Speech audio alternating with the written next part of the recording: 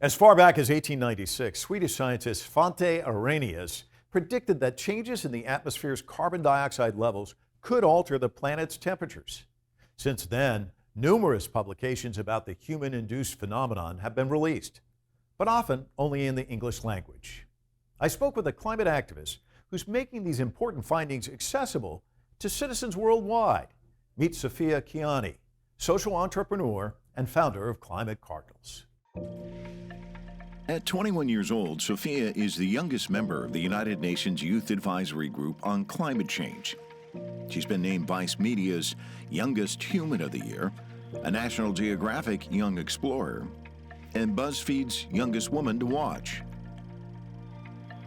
Her nonprofit, Climate Cardinals, has worked with over 5,500 volunteers to translate climate information into more than 100 languages.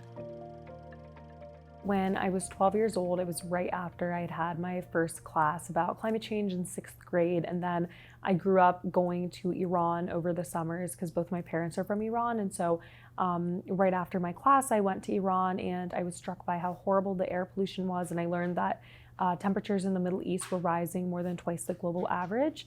And so I was a very bratty 12-year-old and I loved like starting discourse and arguments with my relatives. And so this seemed like the perfect opportunity to start a contentious discussion. And so I brought up the like facts that I had found online. And I was like, I mean, look how horrible the air pollution is. Isn't this like, what do you guys think about this? And when I was using these buzzwords like global warming and climate change, they were like, what are you talking about? And they used to always call me like a buland goo, which is like a megaphone. And they made like the same joke where they were just saying that I was just incessantly just like spewing nonsense and they didn't know what I was talking about. And so from age 12, I realized that I knew more about climate change, which is like the defining issue of our time, than my relatives, who I obviously as the adult figures in my life to turn to for advice and information. And so that was when I really became an advocate for climate education, and I worked to translate climate resources so I could teach my relatives about what I had learned in school. For me, it was like, wow, I was able to educate and teach my relatives about this just through the power of like working with my mom to translate these resources, which was such an unique and interesting experience that I think like from a young age was kind of a catalyst for realizing it's so easy to make an impact once you identify like an issue and then work to come up with a solution, especially if that can be scaled. I decided to read more about climate change in Iran, and I became increasingly alarmed. As Sophia dug deeper, she discovered a big deficit when it came to climate education.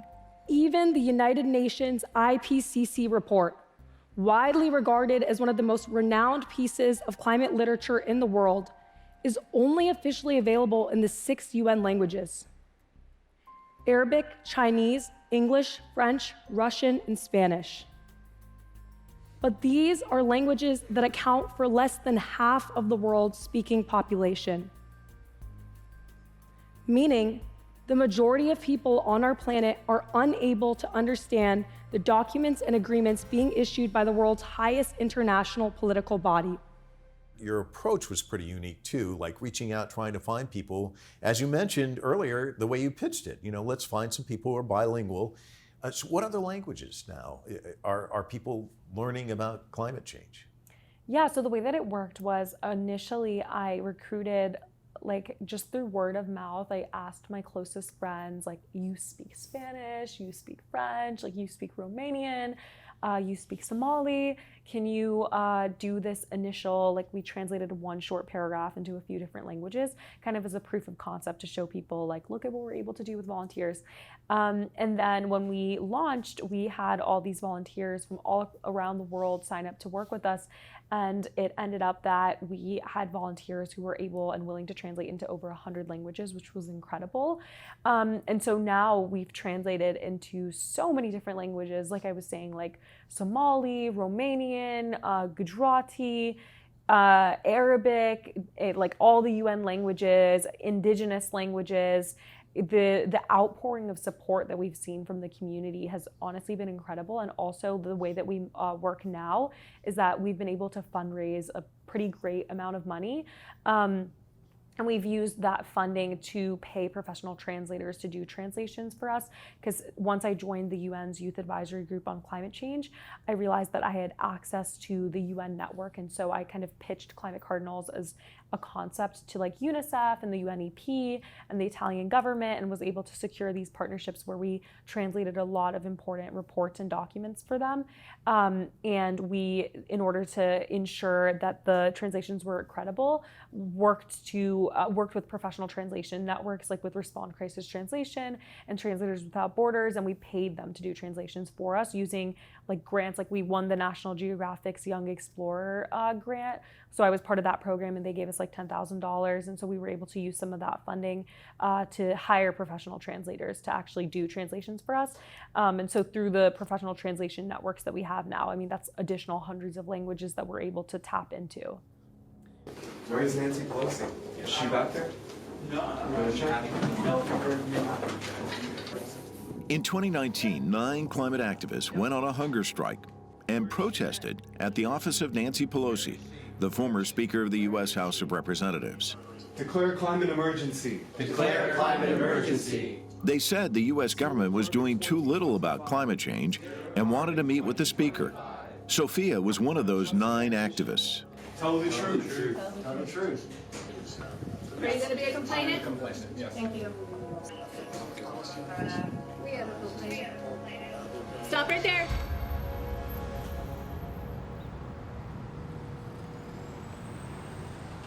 It's interesting you're talking about, we've talked about a lot of the things that you've done. One thing we haven't chatted about, and I'd like to get your thoughts on this, is you were involved in a hunger strike at a very young age, 17, I believe, Yeah. right?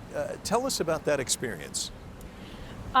So when I was 17, I joined Extinction Rebellion for a hunger strike in Nancy Pelosi's office. This was right off the heels of her using rhetoric like calling the Green New Deal a Green New Dream, and not seeming very like climate enthusiastic. And I think that for me, I realized that doing this hunger strike would be a really incredible way of raising awareness to the fact that we needed congressional action on the climate crisis, and we needed our politicians to take climate change more seriously. I decided to skip school and to go to Capitol Hill and embark on this hunger strike that I then continued for a few days after. So I think that was also a really pivotal moment for me, because that was the first time that I ever had been thrust into like the spotlight, I would say, in terms of that was the first time I had like a article in the Washington Post written about me and started to actually like receive media attention. And I definitely, but it also really made me realize the impact that press and media have on conveying these issues to the public. Because I remember I had this very specific moment where this journalist had asked me, why are you doing this hunger strike? Like, was there not other things that you could have done? And I turned the question back to him and I asked, like, would you even be here if I wasn't doing a hunger strike? I don't think that you would be. Like, if I was just standing here and I was like, oh, we need climate action, there's no way you would have showed up to this protest. You're only covering this because you think that it's crazy and radical that a group of people, especially a 17-year-old, have decided to do a hunger strike. And he was kind of at a loss for words, because I had stumbled upon exactly why he was there, which was that he knew that it would be a controversial news headline, and that was the only reason why he was covering it. And so that was a point that I was bringing up, that for activists to get recognition and to actually bring important issues to light, there are extreme measures that you need to take. And I do think that as a 17-year-old, I thought that that was one of the best ways that I could raise awareness about the things that I cared about. All this while the media is reporting on what the leaders say that they are going to do, instead of what they are actually In doing. September of 2021, climate activist Greta Thunberg gave a speech at the Youth for Climate Summit in Milan, Italy. She mocked world leaders' promises to address the climate crisis. Net zero by 2050, blah, blah, blah. Net zero, blah, blah, blah. Climate neutral, blah, blah, blah. This is all we hear from our so-called leaders. Words that sound great, but so far has led to no action. But, of course, we can still turn this around. Thank you. The interesting thing about the UN Secretary General, I've seen him speak several times. He speaks passionately about climate change. But I think, I also think about Greta and her blah, blah, blah speech, blah, blah, blah, blah, blah, blah, that there's this kind of anger among young people that politicians, it is blah, blah, blah. It's a lot of words, no action.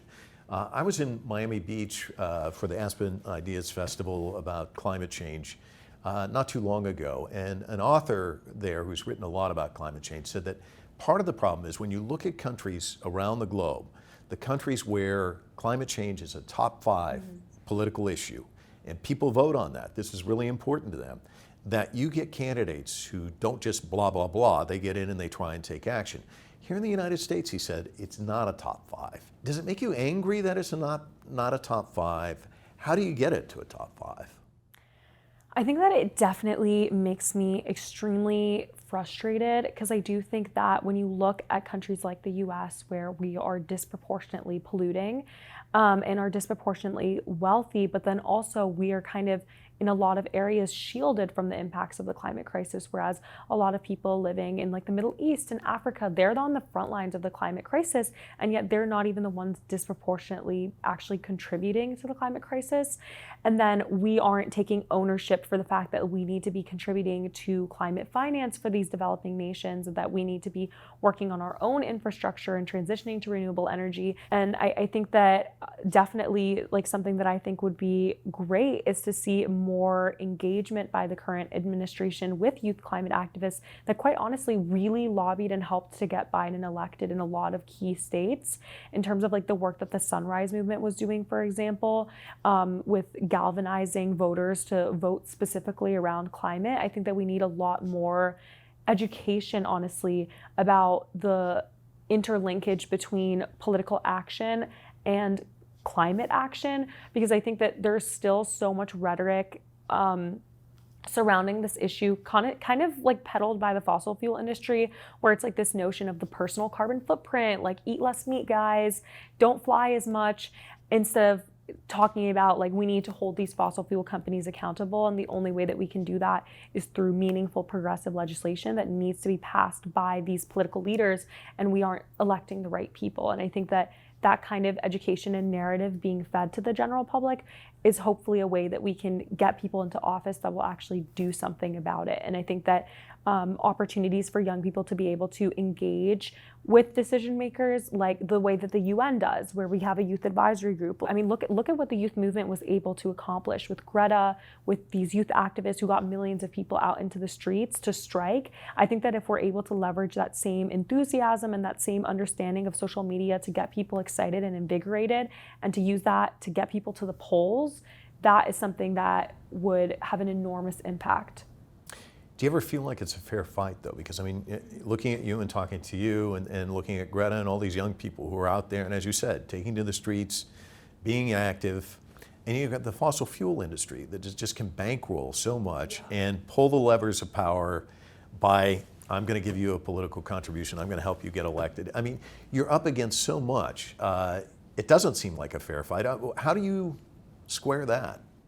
No, I mean, you're completely right. And I think that that's why there's also so much need for greater regulation and oversight over like political donations, for example. The only thing that we can, I think, hold on to is a sense of hope and optimism, and to think about the fact that I work with so many incredible young people who have devoted so much time and effort to, instead of like using their free time to like hang out with their friends, like they're doing what I'm doing, and they're dedicating their free time to raising awareness about the issue of climate change. And for me to see that like 8,000 young people signed up to work with Climate Cardinals, like that shows there are so many people in this current generation who care so much about this issue and have the power to make an impact. And I think that banking on young people and capitalizing on these feelings that we have towards wanting a better world and wanting climate action, like that motivates me and makes me think that the world is going to be in a better place, and that we just need to band together, look for ways to partner, and really champion intergenerational collaboration.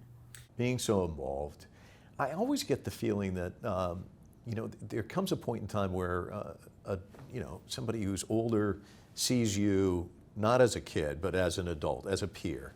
But then there's also you know, it doesn't matter how hard you try. There's always going to be those, oh, that's so sweet, you're so nice, you know.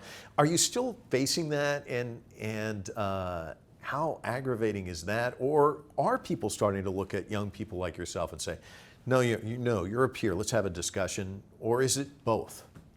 I mean, I think it's really hard, particularly like as a young woman in these spaces, where I do feel the need to constantly like have to prove myself in a way that I think is incredibly unfair. In that I think going into conversations with certain people, it's like they ask you what you do and then you have to explain it, and then it's only when I say like, oh, I go to Stanford or I work for the UN or I have this nonprofit, then their ears perk up and they start to take me seriously. But I've definitely had several instances where, like even at Collision, like the conference that I was speaking at in Toronto, I remember speaking to a number of attendees and they were like, oh, like, why are you here? Are you attending? And I was like, oh, I'm a speaker.